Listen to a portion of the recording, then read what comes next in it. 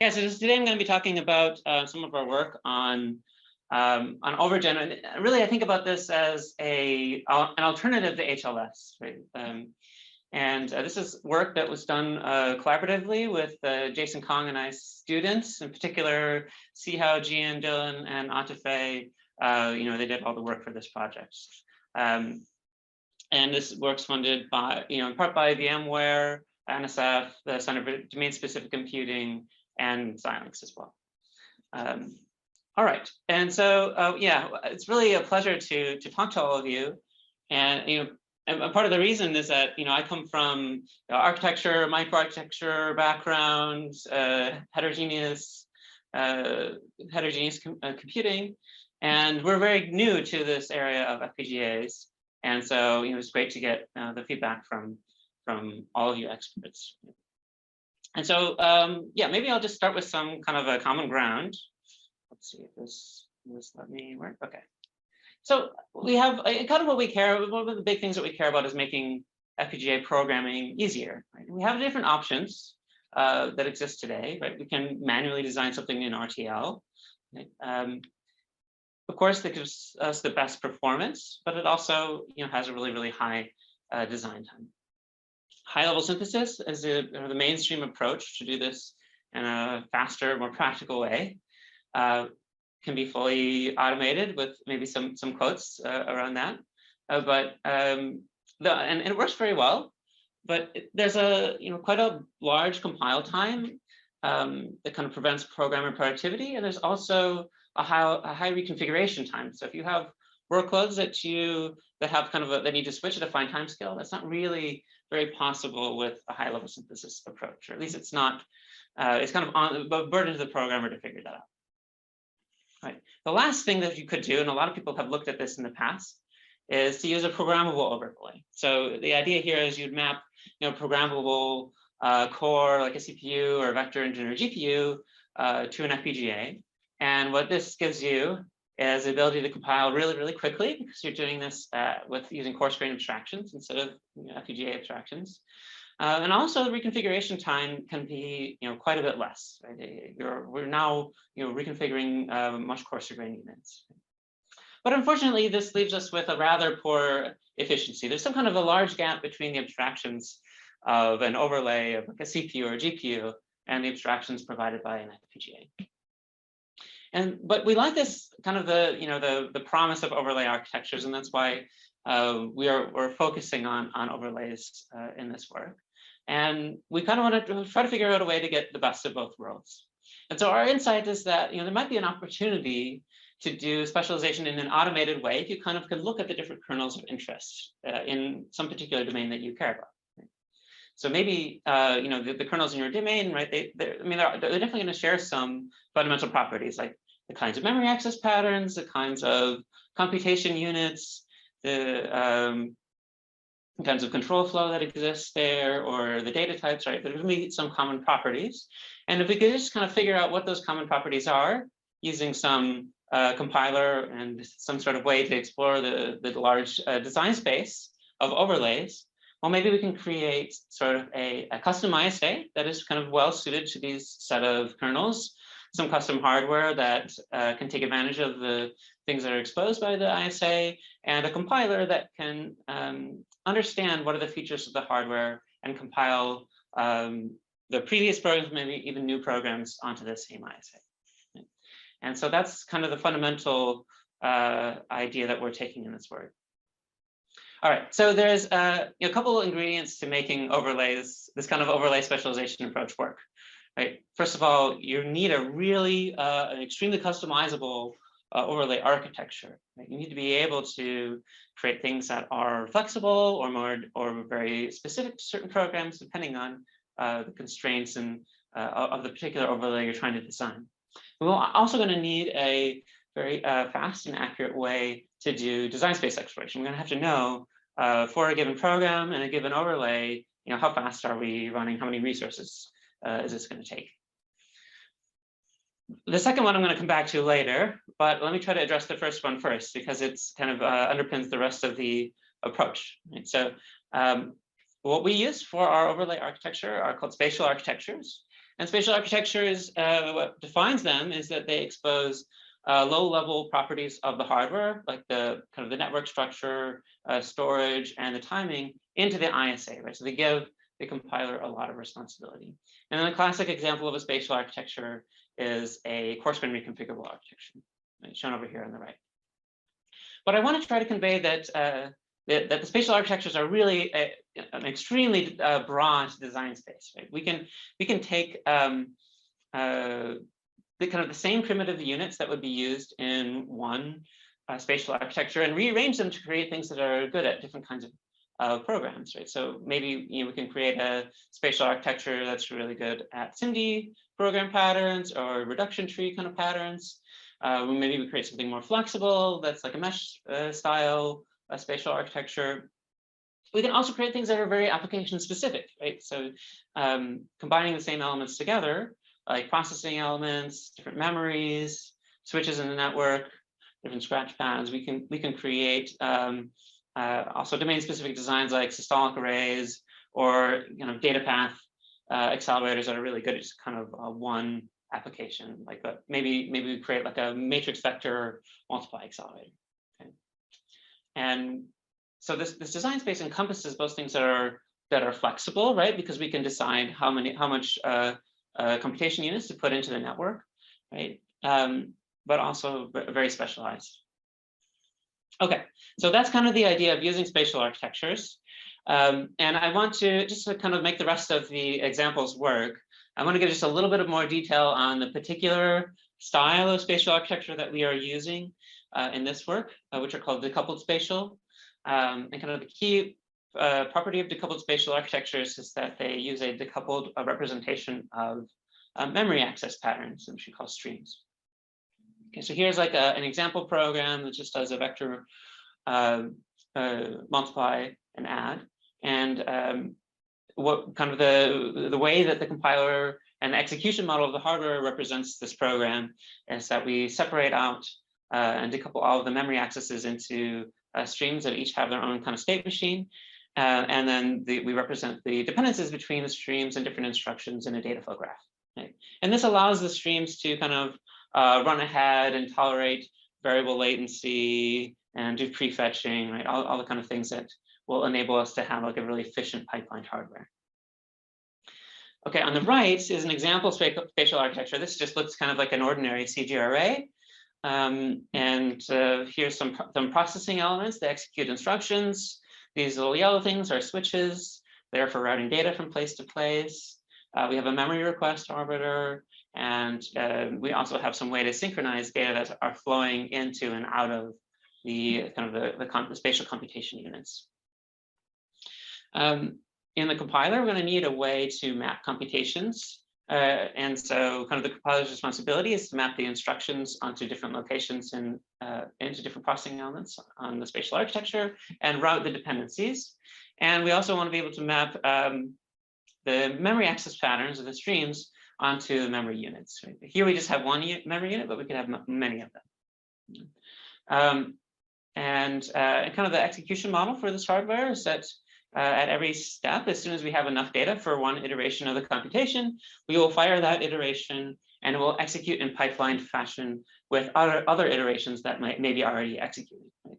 So this is very much kind of a pipeline data flow style of execution that we're using. Finally, we need some way to switch this kind of hardware between different program phases. And so we have like a little control core that, as soon as we want to switch to something new, it can reconfigure the rest of the spatial architecture. So that's kind of the basic idea. Okay, so now what I want to do is, now that I've given you kind of the idea of how these architectures work, what does design space exploration look like, and what is it trying to do for us? Right? What does it mean to generate a custom overlay? Well, imagine that we just have two programs. Here's their data flow representation on the left. It's a vector add, and we also have like a more complicated vector normalization kernel. And we're trying to map this to some unoptimized design here in the middle, right? And so the compiler has to map the instructions and map the memory units onto these different hardware memories for both of these. And you can see that after we do this, there's a lot of inefficiency in the architecture, right? There's a lot of extra processing elements, but there's also quite a bit extra hardware in the switches. The switches are kind of like too general, right? And this is just kind of a waste.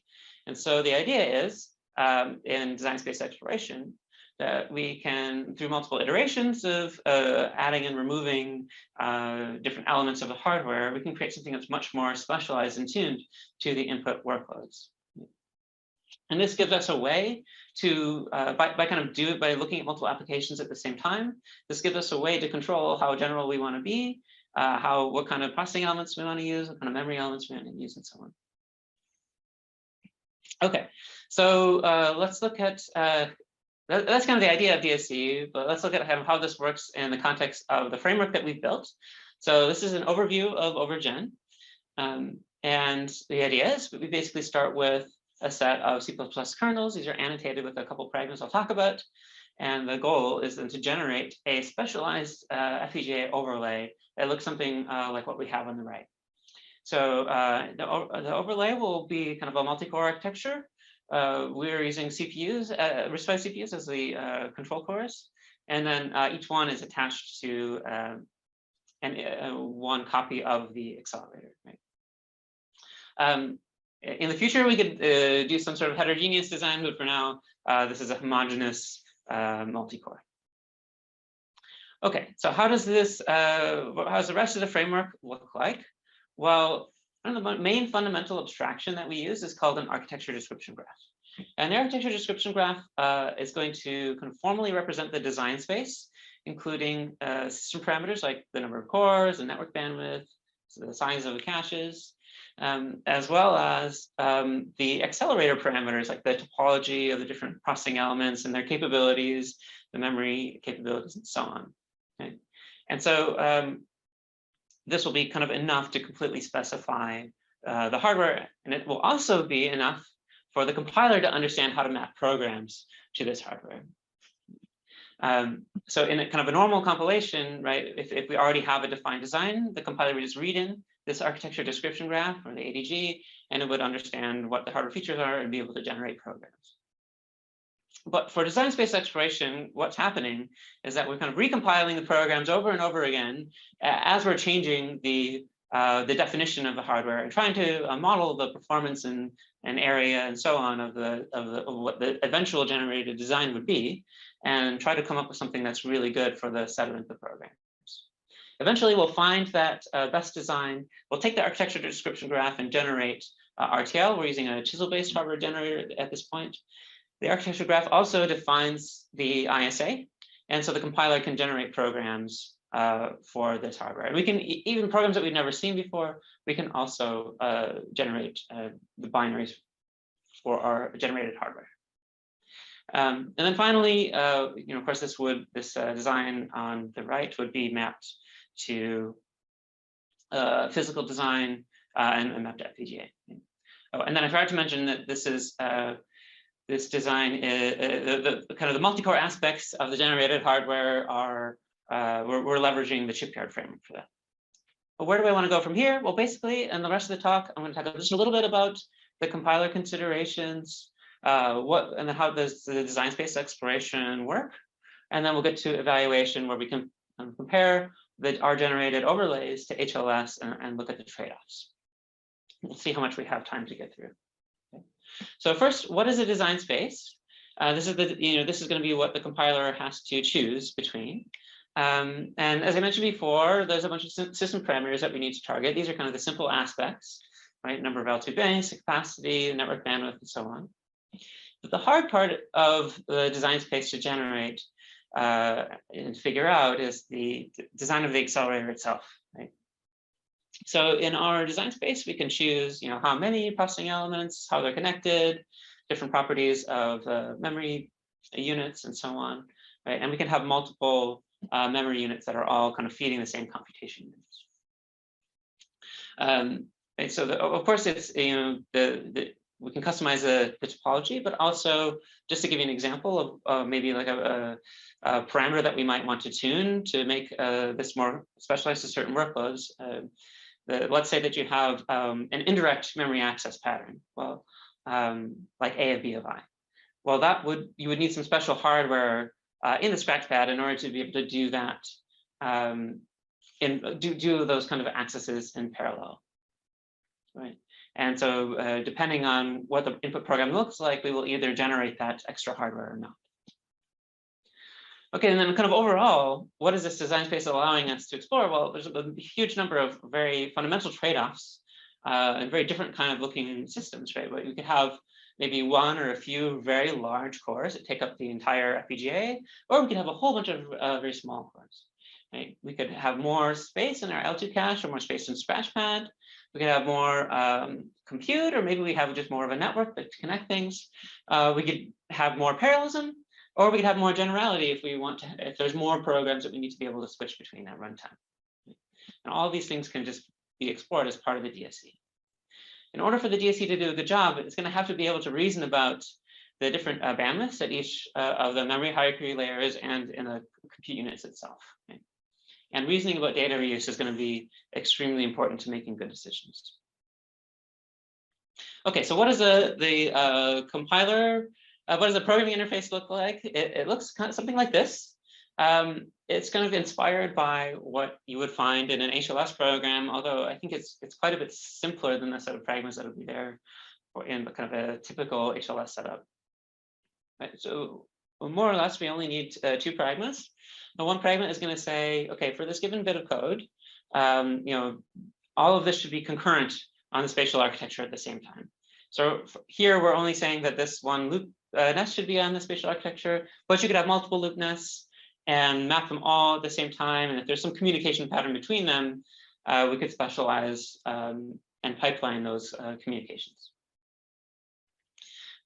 Second pragma you need is pragma stream. This is basically like it's the equivalent of GCC's IV depth. It just means that the memory arrays are not overlapping, at least for storage. That's what it means.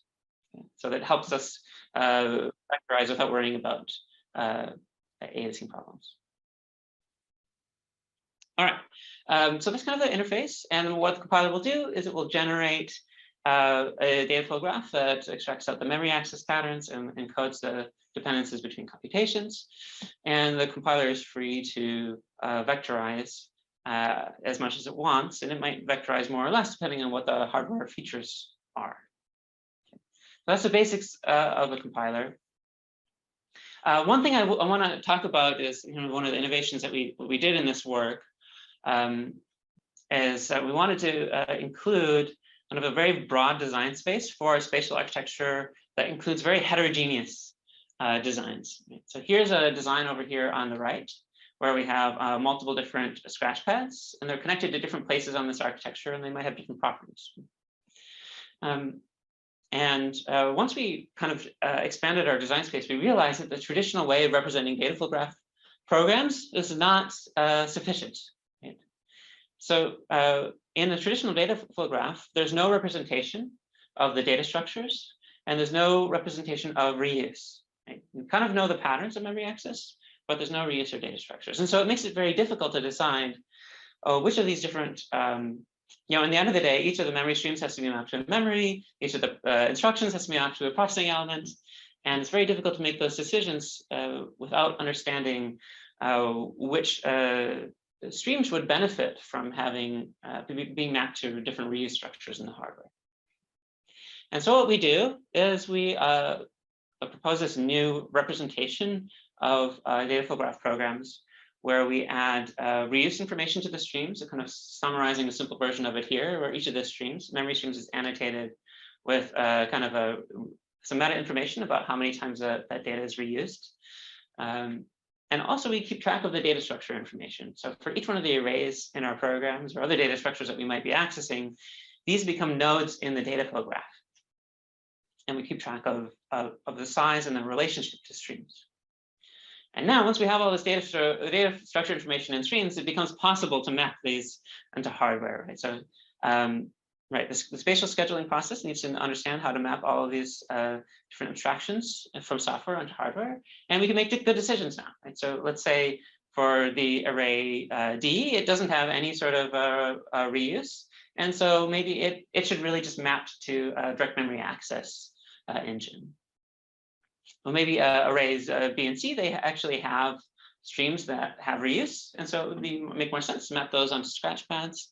Maybe we know that we don't have a very high bandwidth from them, so they can map to these smaller scratch pads.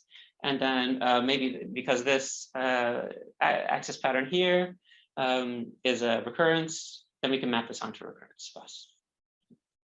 And so this kind of overall, what this is allowing us to do is decide where these different streams should be mapped to, and also have a better sense of how much data that they're going to need to be reading, both from memory and to be reading into the accelerator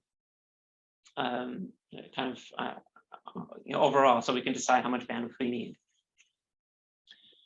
Okay, so that's kind of the idea of the memory enhanced data flow graph representation.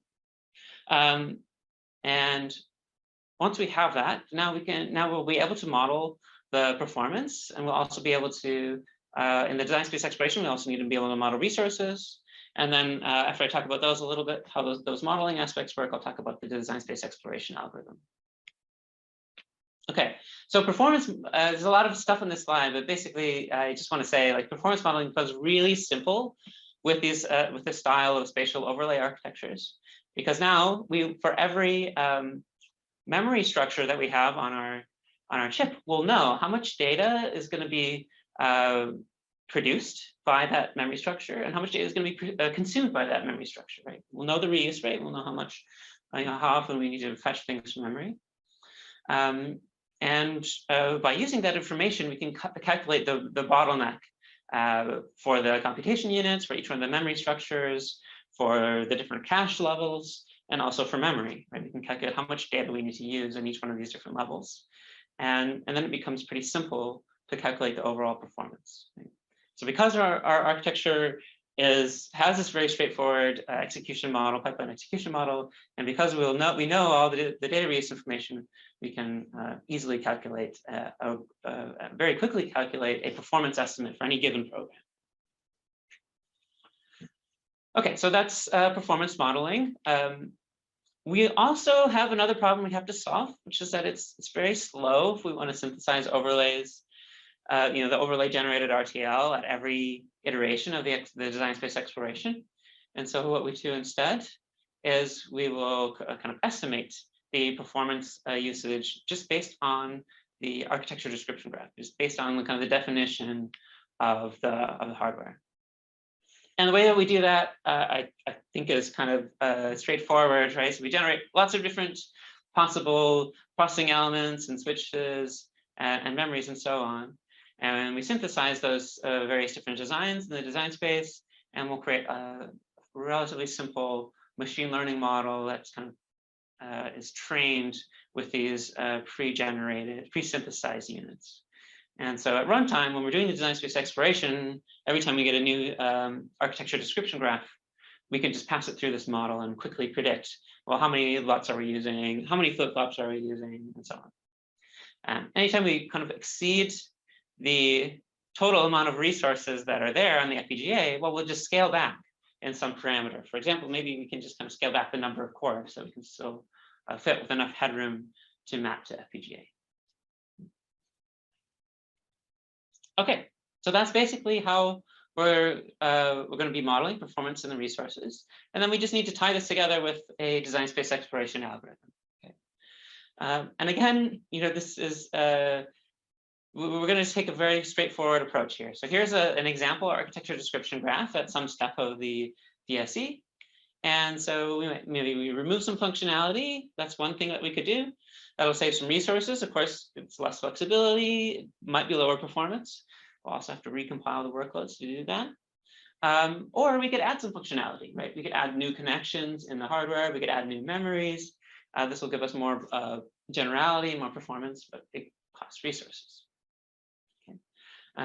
And so then the last thing we might do is we might change a system parameter, like number of cores, number of cache banks, and so on, right? And we'll just kind of keep iteratively doing one step of the design space exploration. And our DSE loop is shown over here in the top right. More or less, we just kind of, we take a very simple approach, right? This can be improved. We take a very, very simple approach where we modify the architecture description graph relatively randomly. We will fully recompile the programs onto the architecture description graph.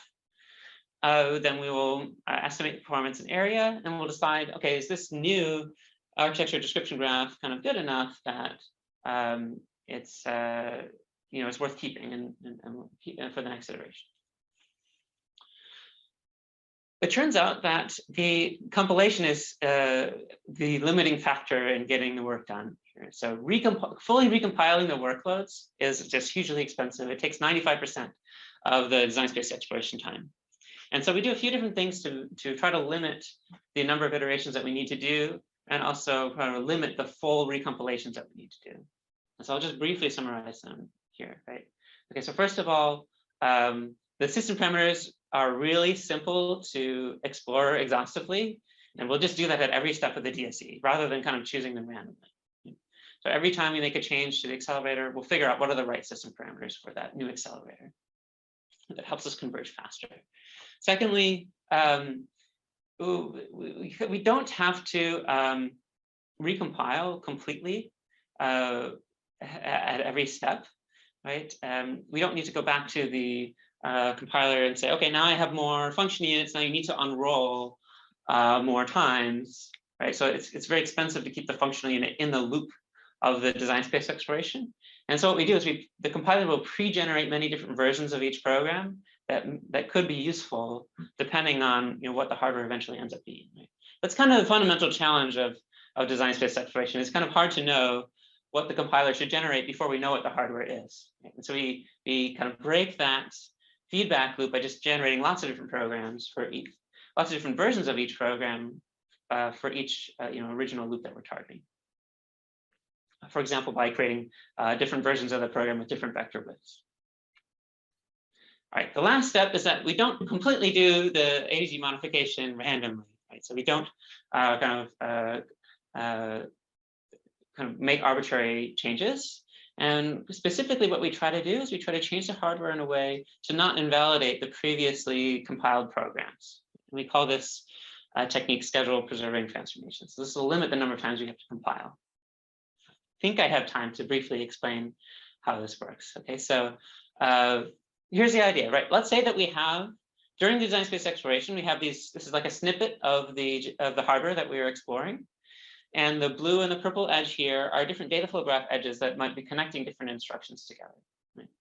These switches are like overhead, basically, because they're just, they're extra muxes that have to be mapped to the FPGA. And so maybe we want to delete some of these switches to save, kind of reduce the size of this design.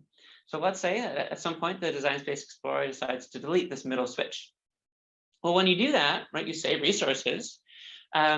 But unfortunately, you might eliminate some of the connections that are there in the hardware. And so, first of all, you have to recompile the workloads that you invalidated by doing this. So it takes extra compile time, and that means extra time to do the DSE. But you may have also limited the flexibility of the hardware too much. There might not even be some other connection that you can use to connect these two processing elements together.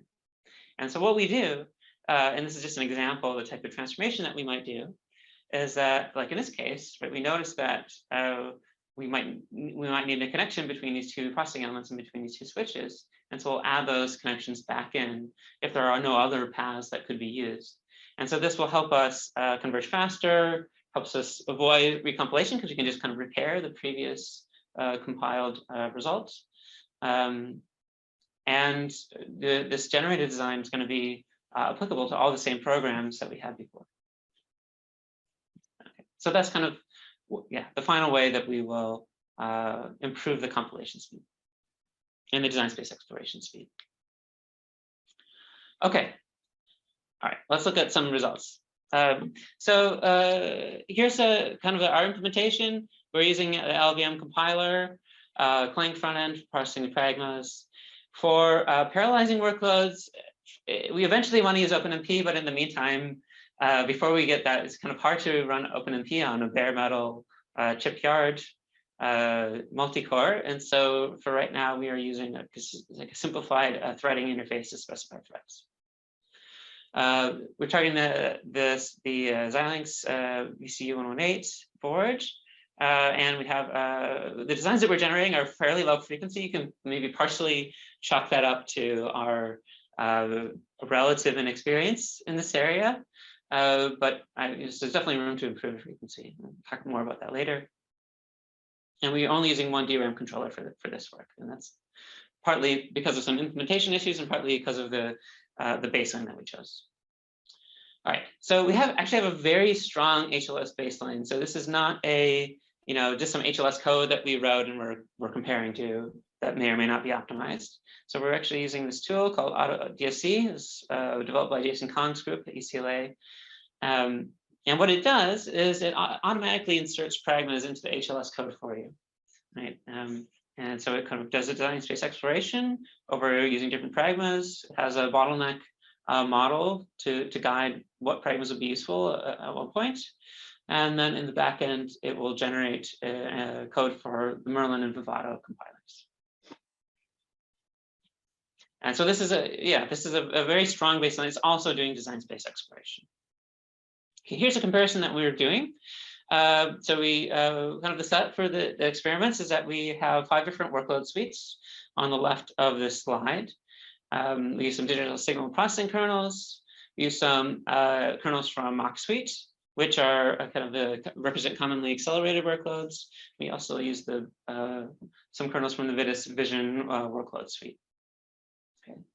And kind of the most important comparison is comparing the suite. We're calling this kind of a suite-wise overlay generation. And so what we would do is we would take like the 5 kernels, let's say, in the DSP domain, pass those into the framework, run the design space exploration, and then generate one overlay. And so that represents this path here. Take the DSP kernel, generate one overlay.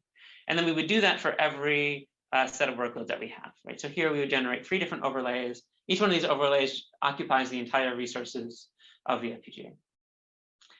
We compare that to AutoDSC. AutoDSC works differently, right? It can only generate a design for, kind of the way it works is that it generates a design where each workload consumes the entire FPGA space. Right? It's not really sharing resources. And so here, when we're compared to AutoDSC, we run AutoDSC 19 times, once for each of the workloads, and we'll compare those two.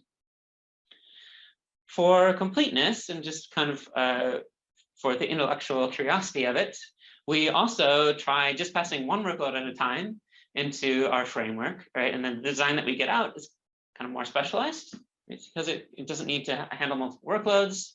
We also look at a overall generic design where we pass all 19 kernels into the framework and it generates them. And we'll compare those as well. All right, so here's kind of a summary of the generated designs. There's a picture of the architecture description graphs over here on the right. They look very irregular. They don't look like a normal sort of mesh of CGRA elements. And these pictures are generated by our tools themselves. So kind of you have a red for the processing elements, yellow for switches. The different blue nodes are memory units. And then the purple nodes are for interfaces between the processing elements and the memories. And you can see that on the left is this table that shows for every different overlay that we generate, how many cores do we generate? That's the tile count. How many L2 banks did we use? What's the width of our network on chip, and so on. And also there's different trade-offs between the different numbers of functional units and different kinds of functional units and memories that we use. Some of the, like for example, the DSP uses multiple scratch pads, whereas the Vitis doesn't have any reuse, and so it doesn't use any scratch pad at all. Okay, so let's look at the performance of these designs. And so I've kind of split these up into 3 different kernels, like the DSP, Mach Suite, and Vision kernels. And we'll just animate in the different design points. So if you, kind of the baseline here is at 1 is the AutoDSC baseline. So we will not change the original workload at all.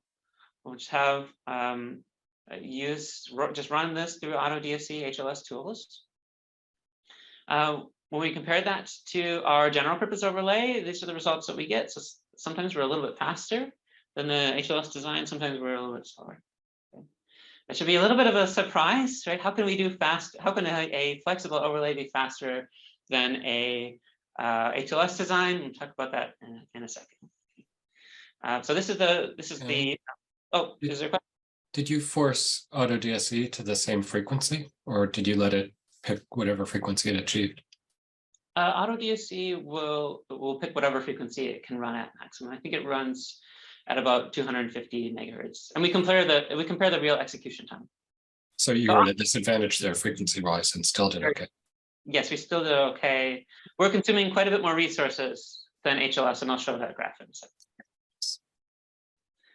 Okay, so this is the general purpose overlay. So this overlay can run any workload. We also have the suite-wise overlays here, right? It can do a little bit better by specializing to the workloads. And at least on average now, it performs better than the HLS designs. And finally is the workload-specific overlay. I don't really think the workload-specific overlay makes very much sense in the practical use case, but it just shows that if you really wanted to specialize to each workload, how well could you do? Okay, so overall, like we're doing fairly well compared to HLS, but it is definitely odd that we are able to beat HLS using the same hardware setup. And so what we did after we did these experiments is we went back and said, oh, actually, this AutoDSC tool, right, has multiple levels of compiler. It goes through AutoDSC, it goes through Merlin, it goes through Vivado, and at different stages of the compiler, it's because of the different abstractions that are used, there's some very subtle details that you need to fix in the program in order to get a good performance.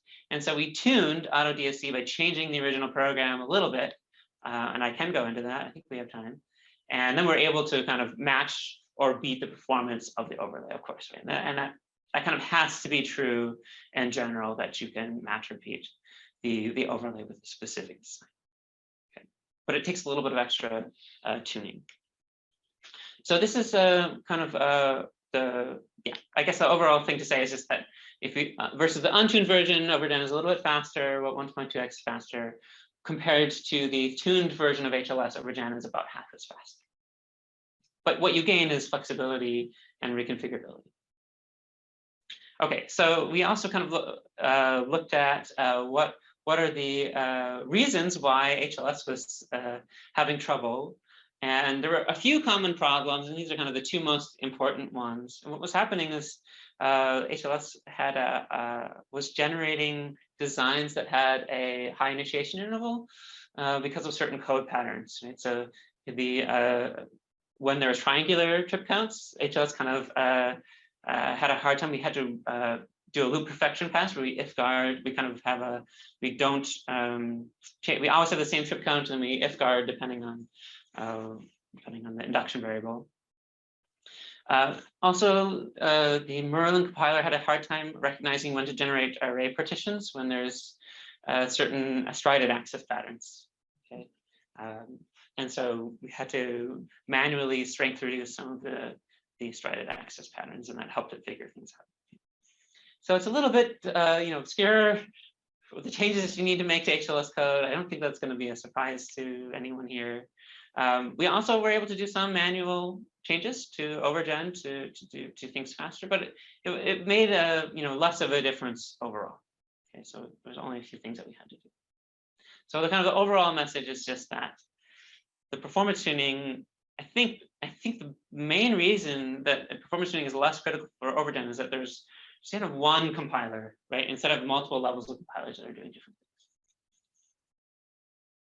things. This is a resource breakdown of one of the overlays. This is a mock suite overlay, and you can see right away that we are using almost all of the LUTs on the FPGA. That is intentional. We are trying to create the most number of cores, going to consume all the resources. And we're kind of less constrained on flip-flops and DSPs.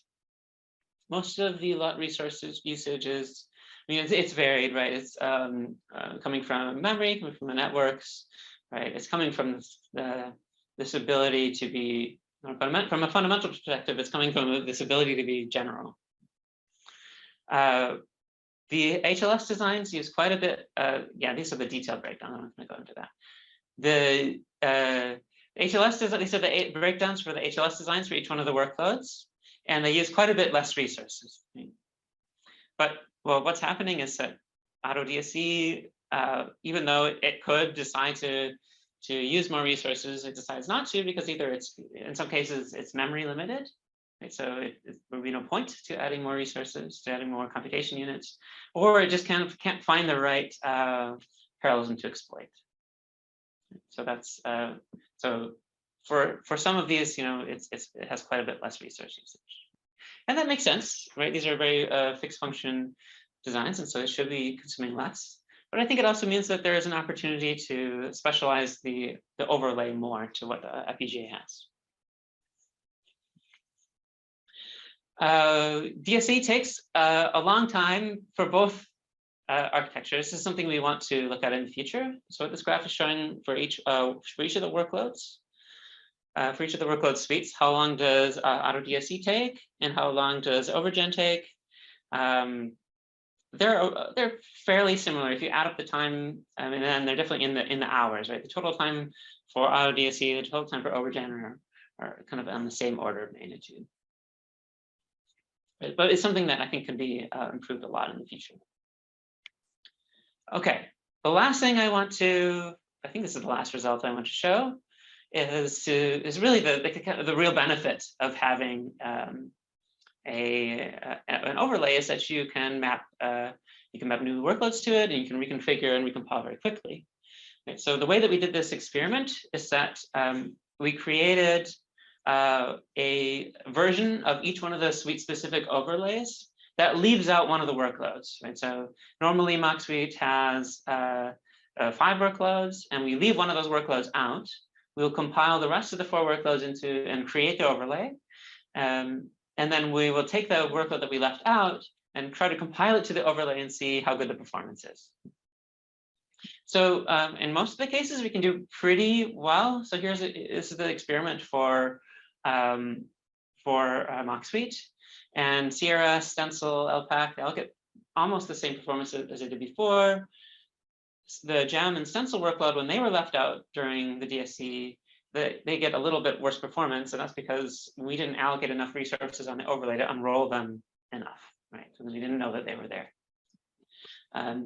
But the nice thing is, right, and kind of the implication of this is that you can definitely take a program that you haven't seen before, try to map it to your overlay without having to regenerate hardware, right? So this is, and I think even the performance differences will be even smaller when you're making really small changes, right? So if you're changing like the condition of the ending condition of a loop, or the number of loop iterations, or changing the add to subtract or something like that, those kind of changes are not going to require, they're going to get the same performance and not require regenerating hardware.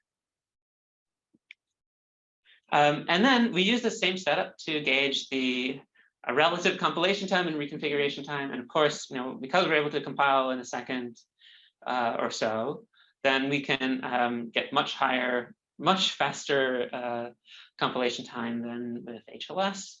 And AutoDSE is what we're comparing to here. And of course, we also get much faster reconfiguration time. So our reconfiguration time is in the order of some like 50 to 100 clock cycles or so. Okay, so that's mostly what I wanted to talk about. Yeah, overall, OverGen, we see this as an alternative to HLS. HLS is the de facto standard way, I think, for high productivity FPGA programming, and this is a different way to do things. It definitely has some advantages. There's a simple programming interface, competitive performance. We can map new workloads, very low compile time, and a relatively modest performance loss, and you have very fast reconfiguration time if you need to do time multiplexing between different tasks. Right. Well, we had a tutorial at last month rather, at Micro, and you can see everything online. Everything is open source. there's a lot of things that we want to look at next. I'll just give you one very quick idea and then we'll just take questions. So this is one of the things that I think would be really interesting to work on. Right? So one of the things we notice is that our frequency is kind of lower than we would like it to be. And I think that's because sometimes we have these very long paths in the architecture. So here, the red is one of the accelerator cores, and some of this core is over here. I think this happens to be the DMA engine in this example, but there could be other reasons why the different things that we think should be closely communicating are not really next to each other in the eventual FPGA design. Right? And so, but what would be very interesting is to combine the architecture exploration and the physical design exploration and kind of create an overall design space. And so, for example, let's say that we notice that, oh, maybe either our DMA or maybe this is like a special function unit or like an AI engine or something. It has a very long connection that we only realize during physical design. Well, maybe we could kind of go back. We have the whole architecture, right? So this is not RTL that we can't modify. We can easily modify it, right? And we can add more pipeline stages either from the DMA or between different special processing elements. So I think this would be kind of a very interesting kind of a co-design to explore in the future. There are lots of other ideas. Should I mention some? I'll briefly mention some of these, right? We want in future iterations of this, right? I think this is really just a proof of concept, okay? And so what we would like to do is leverage other kinds of FPGA specific features, maybe the AI accelerators that are there. Some of the new FPGAs have built-in networks on chip. That would be great to leverage those. We want to do more specialization. Right now, our cores are homogeneous, but if we allow a heterogeneous design space, we could do more. We want to integrate with more powerful compilers, be able to kind of transform, do very high-level program transformations at the same time as we're exploring the design space. I think it'd be interesting to make kind of target not just like throughput constraints, but also real-time constraints. We have to add a new dimension to things. Target advanced languages. We'd also, I think there are cases where it'd be useful to specify how much generality you want, and rather than just relying on the input set of programs. Anyways, these are some broad ideas. But I think that I'll stop here and I'll be happy to take any questions.